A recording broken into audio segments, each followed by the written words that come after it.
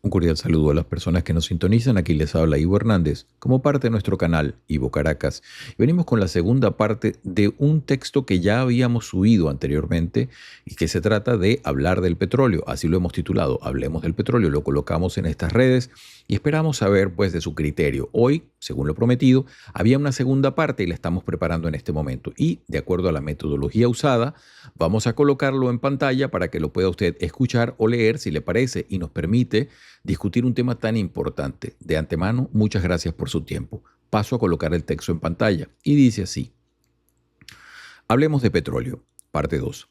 Esta breve discusión es la segunda parte de aquella en donde, decíamos, de forma contraintuitiva, habíamos comenzado por desglosar conclusiones que desde nuestro presente permiten inducir elementos sobre el futuro cercano de la explotación petrolera en Venezuela. Si usted no ha escuchado esa primera parte, es recomendable que lo haga para sostener la hilación que ahora se procura. Los hechos vertiginosos y espectaculares del 3 de enero, cuando el cabecilla de una organización narcotraficante y delictiva fue extraído por fuerzas norteamericanas y llevado a una prisión en ese país esperando juicio, han servido para generar una cortina de humo espesa sobre elementos importantes que merecen reflexión. Hace exactamente 50 años, medio siglo, que no es poca cosa en la vida humana, Venezuela comenzó a transitar el camino de una autodeterminada nacionalización de su industria petrolera. El 1 de enero de 1976 entró en vigor la llamada Ley Orgánica que reserva al Estado la industria y el comercio de los hidrocarburos, promulgada como texto un poco antes, en agosto de 1975. A partir de allí, en corto, se extinguió la posibilidad de mayores actividades privadas a partir del 31 de diciembre de 1975. En adelante, se reservó al Estado la exploración, explotación, refinación, transporte y comercialización de los hidrocarburos. Con ello se creó el monopolio estatal que hasta hoy conocemos, estableciendo entonces compensaciones diversas a las empresas transnacionales que operaron en el país, por cierto, algunas durante más de medio siglo también.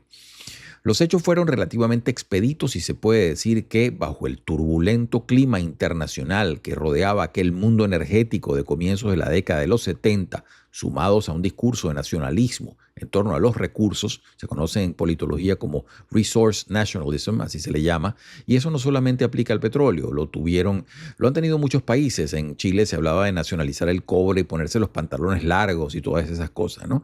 Lo cierto es que todo eso que ocurría parecía y hacía ver la nacionalización como algo evidente y necesario. PDVSA, Petróleos de Venezuela, Sociedad Anónima, se creó por decreto en 1975, asumió operaciones el 1 de enero de 1976 y fue un holding matriz que absorbió unas 13 concesionarias privadas y convirtió el paisaje empresarial anterior en filiales operadoras, casi todas con nombres terminados en ven, para enfatizar ese espíritu de los tiempos del cual estoy hablando. Acá trabajo un poco yo de memoria, puede que alguna se me quede o se me salte.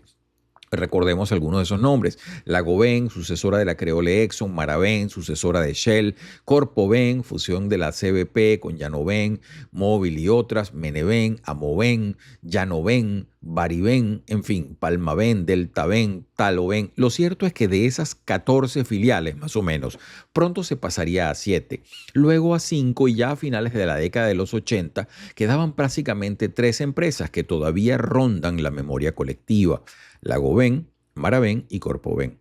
La disolución total de las filiales operadoras fue durante el gobierno de Caldera II, 1997-98 más o menos, y sus activos, operaciones y personal se integraron directamente en PDVSA, que fue renombrada temporalmente PDVSA Petróleo y Gas, Sociedad Anónima, creo.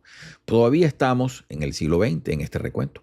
Visto de nuestra perspectiva actual, la nacionalización tuvo una brevísima luna de miel y pronto se fue convirtiendo en la caja chica del Estado y en la botija de los sucesivos gobiernos. Venezuela se ató cada vez más a los precios internacionales del crudo y a un destino que se estancó dentro de una incapacidad de aumentar significativamente su producción de crudo. Es simple, la industria era una máquina que se usaba, junto al endeudamiento, para sostener un país cuya clase política no quería que se despertara. Algunos le llamaron a eso una ilusión de armonía. Este no es, por cierto, un recuento exhaustivo, sino el diagrama de una tendencia tangible que procura siempre centralizar la industria de tal manera que se acerque, sinuosamente al principio, deliberadamente después, a los objetivos del Estado. Y los objetivos del Estado son siempre sencillos: tomar todo el dinero que pueda, de donde se pueda. Lo demás son sofismas. Les cuento el caso del impuesto de solidaridad en Alemania, que es un clásico y acá lo puse solamente como anécdota. Y es que cuando se unieron las dos Alemanias, luego de caerse el muro, se produjo un llamado Solidaritätszuschlag, una especie de impuesto de solidaridad que se le produjo a la población del oeste para que financiase a esa Alemania excomunista que había quedado en ruinas. No como dice su himno, que se iban a parar de las ruinas, quedaron en las ruinas. Y lo cierto es que esos sujetos empezaron a recibir esa cantidad de dinero más otra cantidad de beneficios. Pues lo cierto es que eso empezó como una cosa más o menos voluntaria, y así se le llamaba. Pero luego la administración Merkel simplemente convirtió eso en parte de los impuestos fijos que tiene que pagar las personas. Y eso le revela a usted lo que todo Estado es, que los Estados lo que hacen es consumir y consumir. Es muy difícil. Es un animal hecho para consumir, un animal institucional. Lo cierto es que en política petrolera existe un axioma raso para diagnosticar el nivel de enfermedad de un petroestado. Petroestado, pie de página, son esos estados que viven de producir mayormente un mineral, en este caso el petróleo. Se calcula que sea cualquiera que produzca más del 20% del Producto Interno Bruto, clasifica como petroestado. Lo cierto es que, fíjense, la distancia que separa institucionalmente a la industria petrolera del Ministerio de Energía es inversamente proporcional a la cantidad de corrupción que ese estado va a generar regularmente. Simple. Si la industria se mantiene aislada de los vaivenes políticos y es tratada como un negocio que da réditos, pero que precisa constante reinversión, meritocracia y una cultura empresarial, el equilibrio petroestado, voracidad fiscal, puede sostenerse. Piense usted en Noruega, Equinor, más o menos, ¿no?, que es la empresa de los noruegos.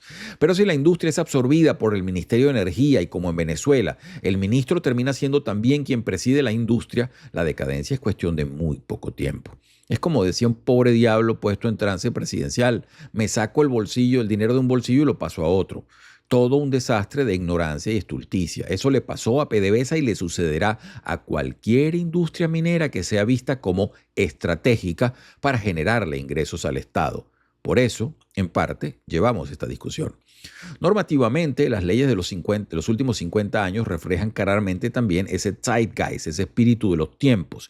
La ley de nacionalización, dentro del nacionalismo de la época, tuvo una previsión en su artículo 5 bajo el cual se instrumentaron los llamados convenios operativos y asociaciones excepcionales o estratégicas en los 90, cuando ya no había más con qué mover inversión en la industria para que aumentase la producción. En paralelo, Venezuela pasaba económicamente de paquetes en materia de deuda y su casi única fuente de ingresos estaba desactualizada y estancada. Los organismos multilaterales insistían que había que producir más crudo. Los gobiernos sabían que eso era improbable a menos que hubiese cambios estructurales.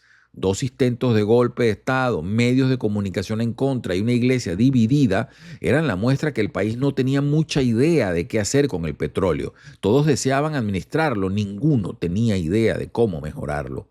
Se nos decía, con la llamada apertura petrolera, que los convenios operativos eran sobre todo para reactivación de campos marginales o campos inactivos, mientras que las asociaciones estratégicas eran mayormente para tratar de explotar el crudo extrapesado de la faja del Orinoco y algunas posibilidades. Se hablaba entonces de gas offshore. Era, en corto y sin eufemismos, el salir a buscar inversionistas privados para reactivar la industria. Había 2 ventajas de parte de Venezuela: el crudo local, con una tradición en esa área y gente que sabía, y la posición geopolítica. Había pues que explorar y explotar. Lo bueno, la producción aumentó. Nuestra noción de reservas probadas también aumentó. Lo malo, un país rumiaba descontento, incomprensión y era terreno manipulable para los populistas. Industrias estratégicas, se nos decía, y para asegurar aún más el botín se consagró ese dislate en la Constitución del 99, dándole mayores potestades a un Estado que se unía cada vez más al gobierno hasta hacerse ambos indiferenciables. Un disparate, un Estado industrial, imagínense. A la Constitución del 99, documento que ni siquiera pudo saciar las apetencias de sus creadores por mucho tiempo, se sucedió la creación de un decreto ley en el 2001 bajo ley habilitante, pretendiendo ser una ley de hidrocarburos. Luego, en el 2006, con una asamblea que era solo un sello de aprobación, pues sus 167 escaños eran becas para que corease duro el nombre del líder, se reformó para peor, lo que ya era una declaración de derrota desde el 2001. No hay nada muy profundo en todos estos textos normativos producidos durante el comienzo del siglo XXI por el chavismo. Se utilizó la coyuntura de precios altos del crudo para estatizar cada vez más y más. Luego, se hicieron más instrumentos legales, la ley de regularización de la participación privada, expropiación efectiva de activos, en fin, una serie larga allí, para asegurar al Estado todo el manejo de la renta petrolera. Puro papel impreso para saciar ambiciones de corto plazo, nada hecho o pensado para sostenerse. La reforma reciente del 2026 a la Ley Orgánica de Hidrocarburos del 2001, obligada por las fuerzas interventoras, presenta ciertas flexibilizaciones, ciertos cambios a la ley del 2001. Pero nuevamente, es una reforma, no una ley. Incluso más allá, la Constitución donde esa ley orgánica se ancla ya tiene una visión deformada del tema. A primera vista, el nuevo articulado reduce parcialmente el monopolio post-1976. Permite a empresas privadas operar directamente en actividades primarias, exploración, extracción, transporte, almacenamiento, sin necesidad de que haya empresas mixtas o se tengan que crear empresas mixtas con acciones mayoritarias de parte de PDVSA. Permite reducciones temporales, ciertas exoneraciones fiscales para tratar de atraer inversión. Facilita alianzas, según se nos dice, elimina la aprobación previa de la Asamblea Nacional para nuevas asociaciones, lo cual indica que se está dando celeridad. Pero ¿dónde quedamos hoy sabiendo todo esto? Bueno, en varias deducciones, algunas de las cuales se solapan con nuestro análisis de la primera parte. La nacionalización a medio siglo de distancia puede evaluarse como un fracaso. Entregar al Estado la explotación de un recurso tan inestable y delicado como el petróleo y el gas licuado de forma monopólica profundizó el rentismo y el corporativismo. Los partidos políticos, todos se volvieron entes captadores de renta, ajenos a la función de crear industria y progreso, solo atentos a cómo echar mano al dinero público. El chavismo y la inteligencia cubana tuvieron pasto fácil para apropiarse y desbaratar una industria que ya traía plomo en el ala. La subida de precios a comienzos del siglo, producto de la guerra contra Afganistán e Irak de parte de los Estados Unidos, unida a otros elementos coyunturales, promovió una nueva y aún más falsa ilusión de armonía mientras la destrucción se aceleraba. Toda la legislación actual debe replantearse y alejar de las fauces del Estado la posibilidad de echar mano a la renta petrolera. Incluso los eventos futuros de licitación que se hagan deberán blindarse contra esa voracidad. Hay que educar a la nación, desde la primaria hasta la universidad, en política e historia petrolera. Esa es la mejor inmunización contra salvadores de ocasión y encantadores de serpiente. No hay que ser un experto petrolero para entender lo que este recurso ha hecho de Venezuela. Un punto final. Venezuela, quizás más que crudo apetecible, que lo tiene una ventajosa posición geográfica. Eso es una posible ventaja geopolítica. Pueda que este reseteo o reinicio que estamos viviendo apunte en ese sentido. Somos un país que ha sido intervenido pues falló en su cometido como nación. Tocamos fondo como país al punto en que ya no poseíamos mecanismos propios para salvarnos de la inmensa debacle. Y ha sido la administración Trump y de los Estados Unidos quienes, arriesgando vidas y basados en el más claro interés y autoprotección, promoviendo la aplicación de una política Monroe en nuestro tiempo, han comenzado a liberar poco a poco el continente de la influencia que desde Asia se había programado, invitada también por nuestros gobernantes corrompidos. Todo el aparato normativo debe ser revisado, todo está carcomido por un planteamiento que desechó que es el trabajo y no el petróleo el que puede desarrollar una nación. Ese es el destino que nos espera si lo aceptamos. Una explotación agresiva, irracional del crudo, como debemos lograr a partir de este año, solo debe servir para promover una economía diversificada, no para sostenerla. Gracias por su atención. Y con esto concluyo esta segunda parte, espero haya sido de su agrado y de alguna utilidad. Y en todo caso, recuerde usted lo que nos decía el Papa Juan XXIII, la crítica es luz. Si de alguna manera tiene usted ideas, planteamientos, por favor, déjelo saber. Estamos acá en la red de X todos y nos estamos comunicando permanentemente. También desde acá deseamos que tengan todos ustedes una muy feliz semana.